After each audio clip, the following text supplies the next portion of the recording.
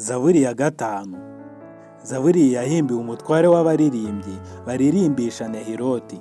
Ni iya Dawidi. Uwiteka tegera ugutwi amagambo yanjye, ita ku byo nibwira.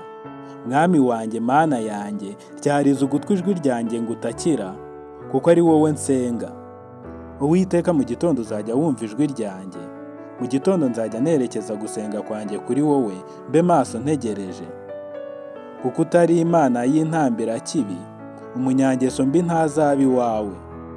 Abibone ntibazahagarara mu maso yawe, wanga inkozi z'ibibi zose.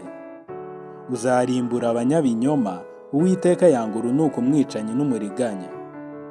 Ariko njyeweho nzazanwa n'imbabazi zawe nyinshi mu nzu yawe, kuko nkubashye zikubita hasi nsenge, nerekeye urusengero rwawe rwera.